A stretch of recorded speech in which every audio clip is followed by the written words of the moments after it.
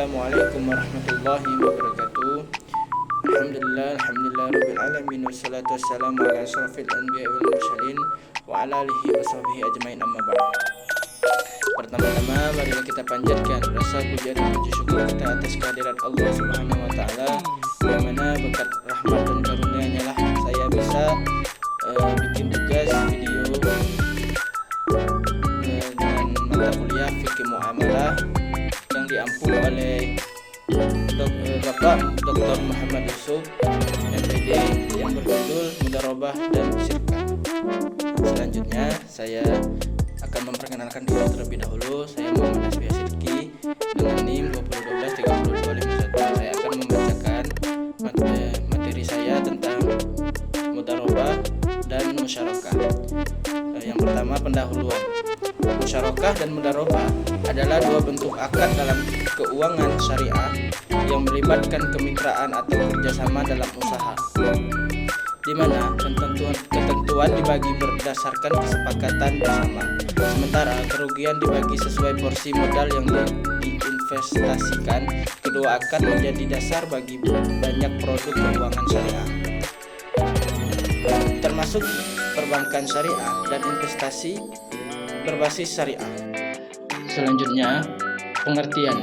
Musyarakah adalah akad kerjasama antara dua pihak atau lebih yang masing-masing memberikan kontribusi modal untuk menjalankan usaha bersama. Dalam musyarakah, keuntungan dan kerugian dibagi sesuai dengan proporsi modal yang disetorkan oleh masing-masing pihak. Setiap mitra memiliki hak untuk terlibat dalam pengelolaan usaha, meskipun tidak ada kewajiban untuk melakukannya. Mudharabah adalah perjanjian bekerja sama antara dua pihak, di mana satu pihak memiliki modal atau sohibul mal, menyediakan seluruh modal, sementara pihak lainnya, mudharib, bertanggung jawab untuk mengelola usaha tersebut. Keuntungan yang diperoleh dari usaha ini dibagi sesuai dengan nisab yang telah disepakati sebelumnya. Namun, jika terjadi kerugian, memiliki modal yang menanggungnya, kecuali jika kerugian tersebut disebabkan oleh kelalaian pengelola. Selanjutnya, macam-macam. Musyarakah adalah akad kerjasama antara dua pihak atau lebih dalam bisnis, di mana masing-masing memberikan kontribusi dan berbagi keuntungan serta risiko. Terdapat beberapa jenis musyarakah. 1. Syirkah al-inan, kerjasama dengan kontribusi modal berbeda, pembagian keuntungan sesuai kesepakatan. 2. Syirkah mufaddah, semua pihak menyetor modal sama, keuntungan dan kerugian bagi rata. 3. Syirkah a'mal, kerjasama antara profesional sejenis, berbagi hasil dari pekerjaan. 4.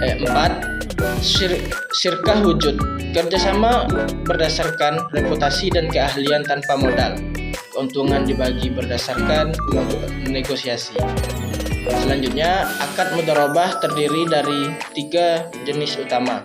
Yang pertama, mudharabah mutlaqah, memiliki modal, pemberian kebebasan penuh kepada pengelola untuk menjalankan usaha tanpa batasan tertentu, baik dalam jenis usaha maupun strategi. 2. Mudharabah muqayyadah, memiliki modal menetapkan syarat tertentu terkait jenis usaha atau cara pengelolaan yang harus diikuti oleh pengelola. 3.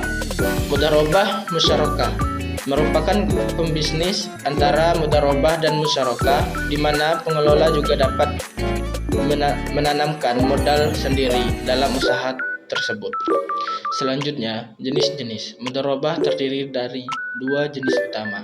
1. Mudharabah mutlaqah, definisi investasi tanpa syarat, di mana pengelola mudharib memiliki kebebasan penuh dalam pengelola modal. Karakteristik: tidak ada batasan pada jenis usaha yang dijalankan. 2.